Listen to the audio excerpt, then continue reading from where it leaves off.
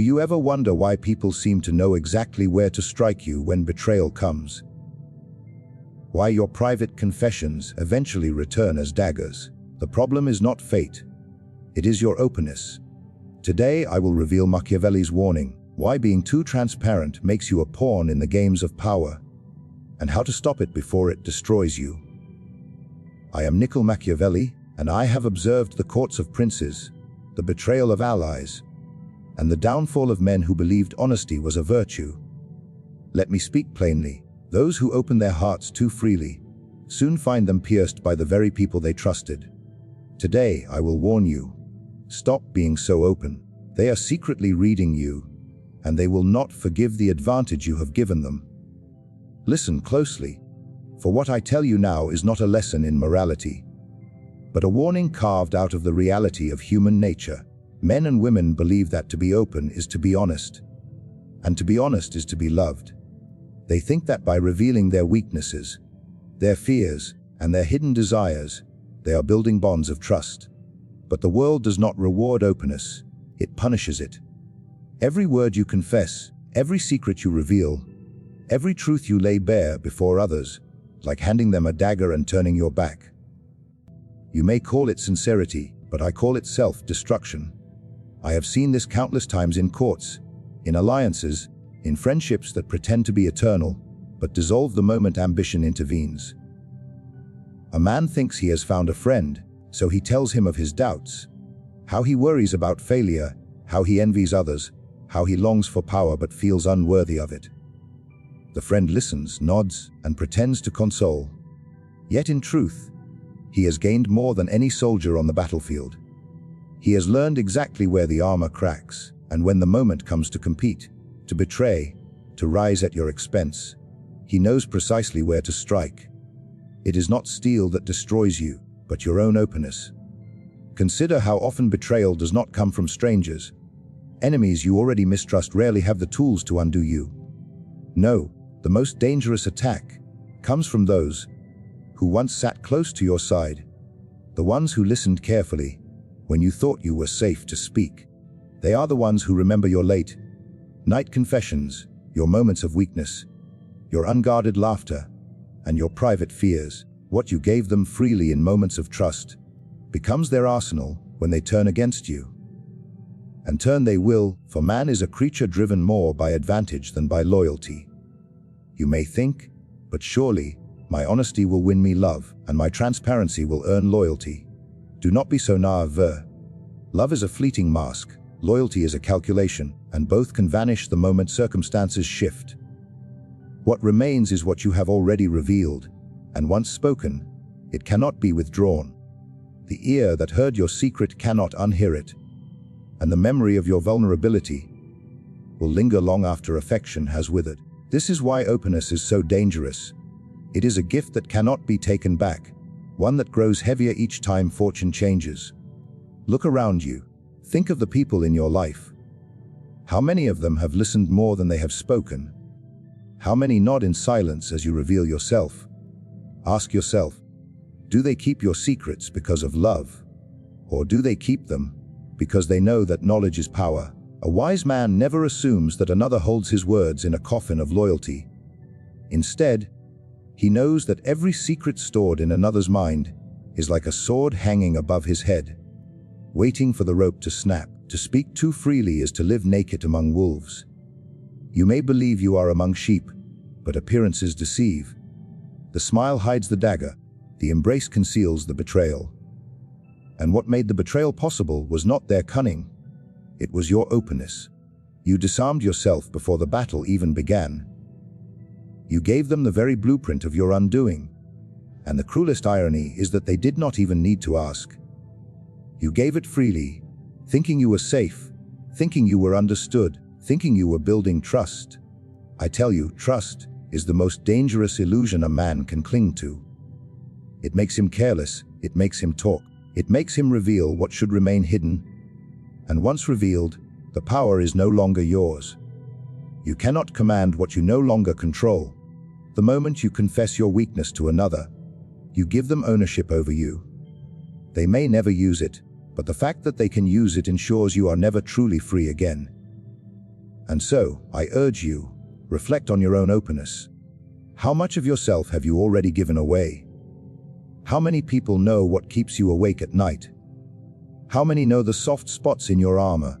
How many of them smile as they hold your secrets in silence, storing them not out of love, but out of patience, waiting for the day they will need them?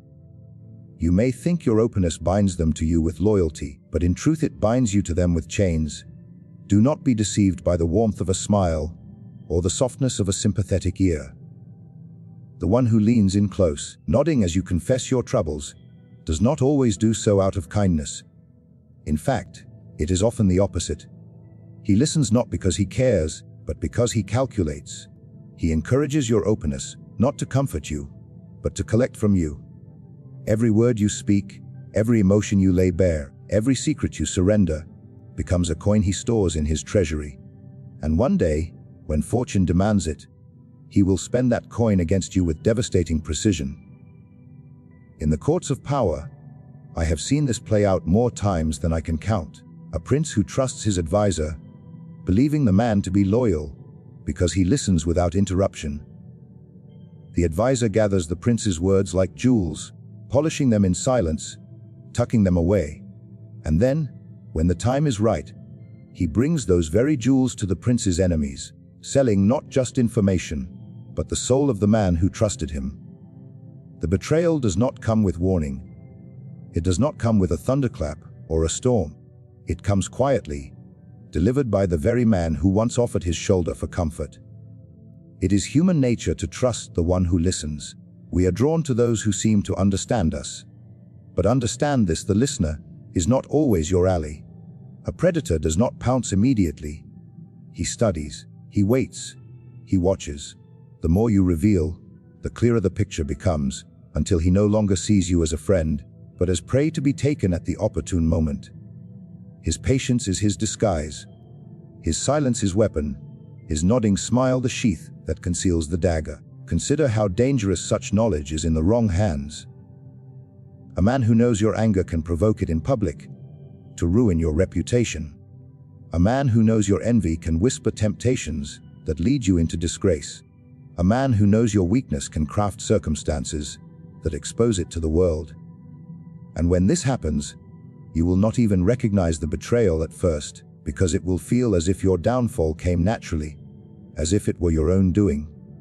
In truth, it was your enemy pulling strings that you handed him the moment you opened your mouth. The enemy does not always wear the mask of an enemy. He often wears the mask of a confidant. He makes you feel safe, precisely so you will disarm yourself. He does not attack you when you are guarded.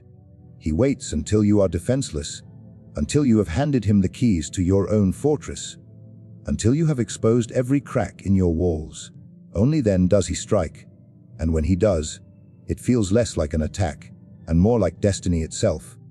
That is the brilliance of betrayal. It makes the victim believe they were doomed all along, when in fact, their doom began the moment they trusted. You see, the smile is dangerous not because it comforts you, but because it lowers your guard. And once your guard is lowered, the dagger is inevitable. A wise man never forgets that those who appear most attentive are often those who stand to gain the most from your openness. Silence is rarely innocent. It is a net, waiting to tighten around you.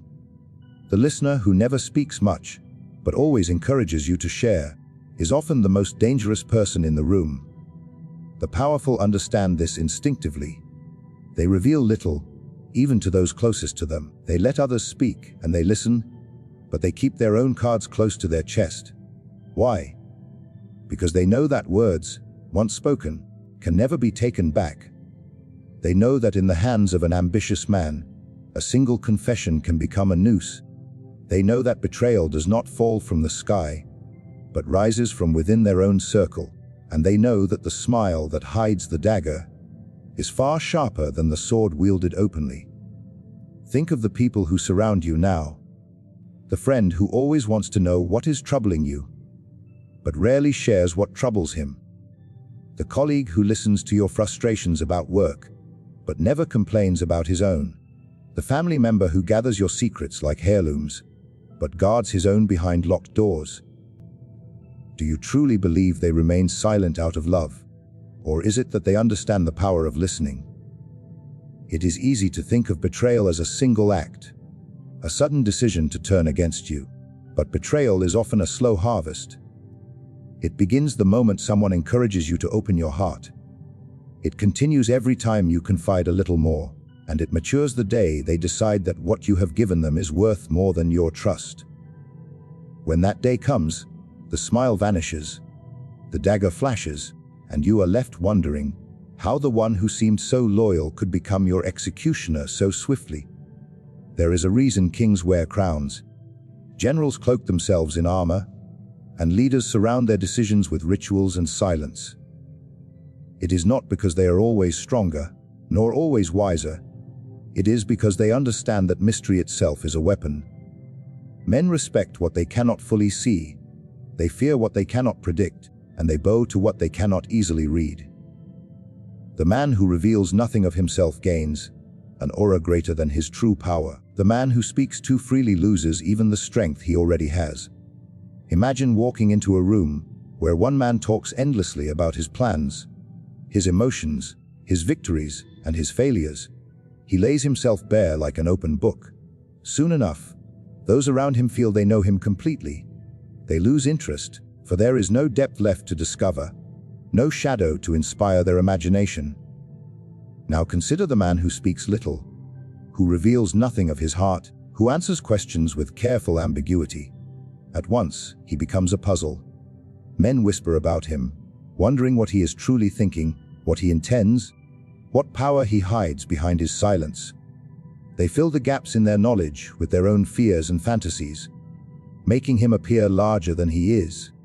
It is not the sword that often keeps enemies away, but the cloud of uncertainty surrounding its wielder. Mystery breeds caution. When others cannot predict your actions, they hesitate. And hesitation is the seed of respect. The one who is unreadable is treated as dangerous, because men dread the unknown more than they dread visible strength.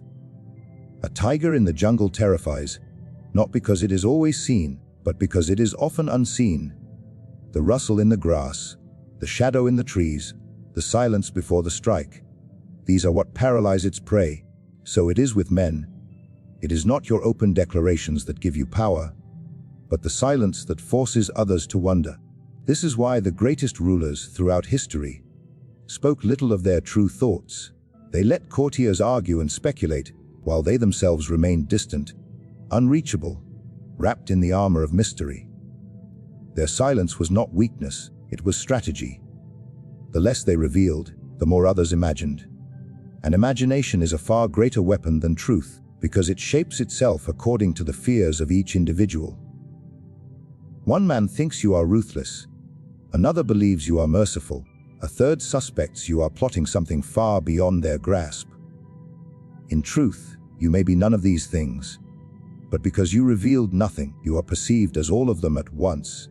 Respect is not demanded by words, it is commanded by presence, and presence is magnified by mystery. Men grow bold when they think they know you, when they think they can measure you, when they believe they can predict your every move. But when you deny them this clarity, when you force them to guess, when you remain an enigma, they tread carefully, unsure of how far your shadow stretches. That uncertainty becomes your armor, thicker than steel, more intimidating than armies. Think of those in your life who command respect without ever raising their voices. It is not always their strength or their wealth that makes them feared. It is their unpredictability. You do not know what they will say. You cannot anticipate how they will respond. You are unsure of what they desire. That uncertainty keeps you cautious around them. It makes you careful with your words, restrained with your actions, respectful in your dealings. Now imagine applying that same force to yourself. Imagine how different others would treat you if your thoughts were not so easily read, if your intentions were hidden, if your face revealed nothing but calm silence. Men crave certainty, and when they do not have it, they create myths. They build legends around those who refuse to explain themselves. That is why mystery has always been the seed of power. The priest who cloaks his rituals in secrecy gains more followers than the one who explains them plainly. The ruler who hides his counsel's deliberations inspires more awe than the one who lays them open to all. The lover who reveals nothing of his heart is pursued more fiercely than the one who pours it out without restraint. Mystery magnifies desire, sharpens fear, and breeds respect where openness would only breed familiarity and contempt. Even in battle, generals have long understood the value of uncertainty. A predictable army may be large, but it is vulnerable. A smaller force that strikes without warning, that conceals its movements, that keeps its enemy guessing, often achieves victories beyond its size. The same is true in the battlefield of human interaction. You need not be the strongest or the most intelligent. If you can master the art of being unreadable, you can command respect from those who might otherwise overlook, underestimate you. The mistake most people make is to believe that being understood is the same as being valued. In truth, it is the opposite. The more others understand you, the more they take you for granted. Familiarity breeds contempt, but mystery breeds fascination. Do not give the world the full script of your soul. Leave blank pages, unanswered questions, and shadows where others expect light. Let them wonder, let them doubt, let them fill the silence with their own fear, for in that silence, your power grows larger than life, and their respect bends naturally before you.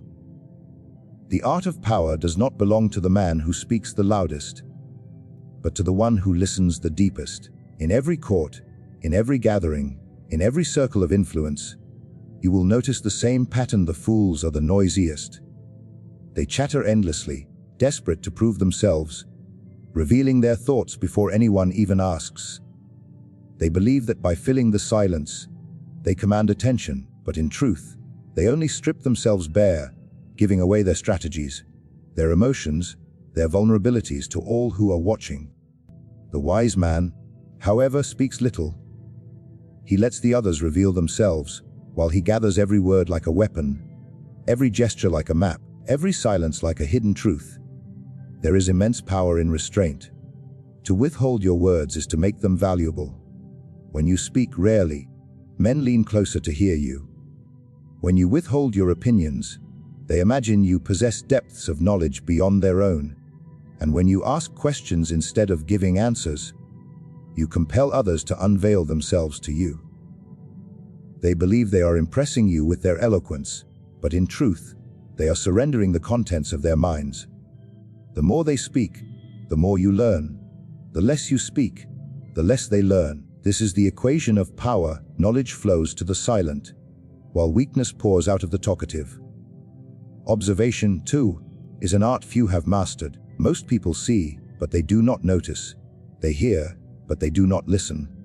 The wise man understands that every movement, every hesitation, every flicker in the eyes reveals something words cannot.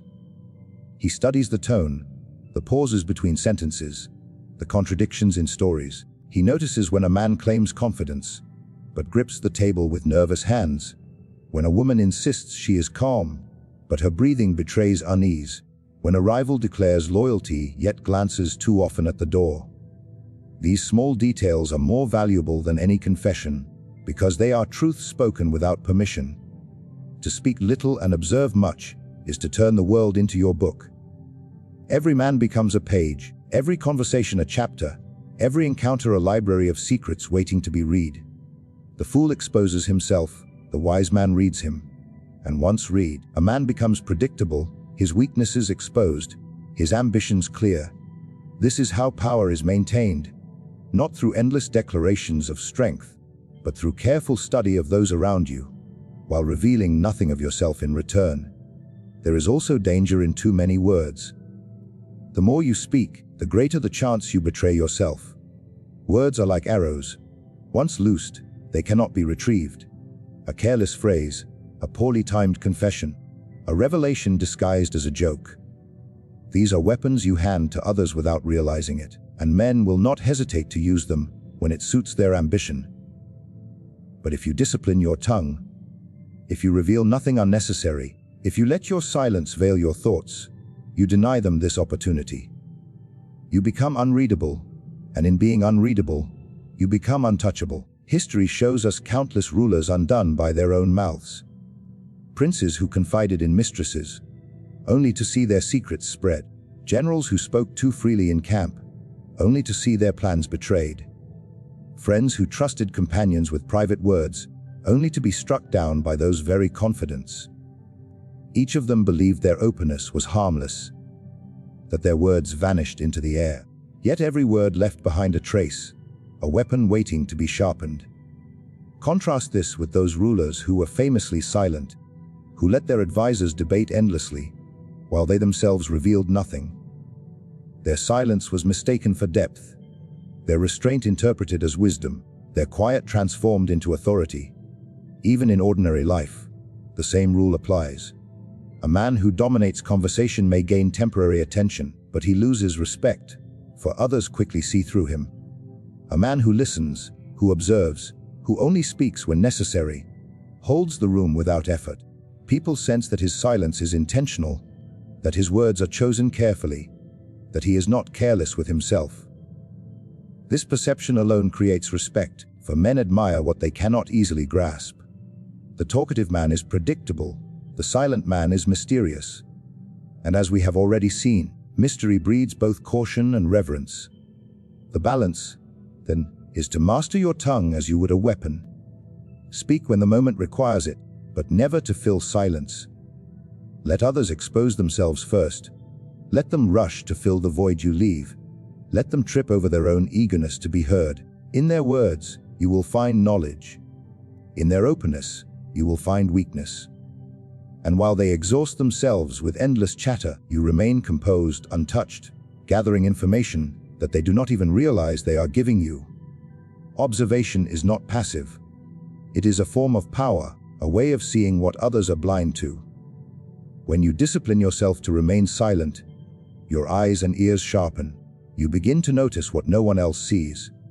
The alliances forming in a room, the rivalries boiling beneath the surface, the betrayals silently planned. You catch the hesitation before a lie, the quick glance that betrays desire, the nervous laugh that hides guilt.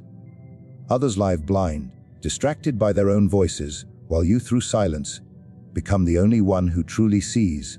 And so you see, the greatest danger is not in the swords of your enemies, but in the looseness of your own tongue. Openness arms those who would destroy you. Smiles and sympathetic ears are often but masks concealing the dagger.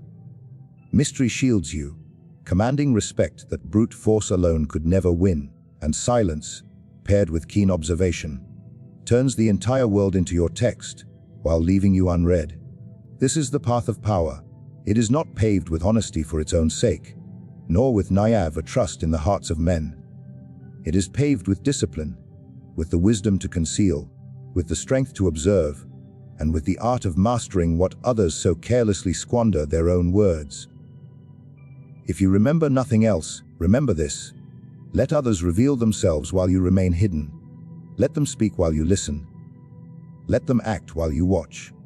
In the end, it is not the open book that rules the world, but the one who keeps his pages sealed.